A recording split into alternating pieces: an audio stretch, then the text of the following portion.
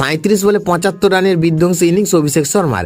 অভিষেকের ব্যাটিং ঝড়ে বিধ্বস্ত বাংলাদেশ, একের পর এক রেকর্ড ইনিংস। বন্ধুরা, আপনারা যদি দেখতে চান তাহলে ভিডিওটি শেষ অবধি দেখতে হবে, চ্যানেলটিকে সাবস্ক্রাইব করে একটা লাইক দিতে হবে এবং নোটিফিকেশন বেল আইকন দাবাতে হবে।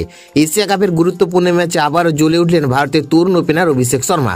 পাকিস্তানের বিরুদ্ধে আগের ম্যাচে দুর্দান্ত ইনিংস খেলার পর বাংলাদেশের ম্যাচেও বজায় রাখলেন নিজের ব্যাটিং তাণ্ডব। এদিন ইনিংসের শুরুতেই কিছুটা সতর্ক ছিলেন অভিষেক।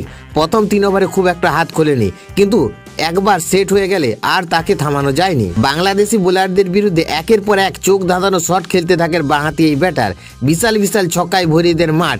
শুভমন গিলের সঙ্গে ওপেনিং জুটিতে গড়েন ঝোড়ো 77 রানের পার্টনারশিপ। যদিও শুভমন গিল 29 রানে আউট হন, কিন্তু অভিষেক নিজের ইনিংস এগিয়ে নিয়ে যেতে থাকে আগ্রাসী ভঙ্গিতে। মাত্র 25 বলে হাফ সেঞ্চুরি পূরণ করেন অভিষেক শর্মা। তখনও পর্যন্ত তার ব্যাট থেকে বেরিয়ে গেছে 3টি 6 এবং 5টি 4। হাফ সেঞ্চুরির পর আরও বেশি বিধ্বংসী হয়ে ওঠেন তিনি। একের পর এক বড় শটে বাংলাদেশি বোলারদের উপর চাপ বাড়িয়ে দেন। শেষ পর্যন্ত দুর্ভাগ্যজনক রান আউটের শিকার হন অভিষেক শর্মা।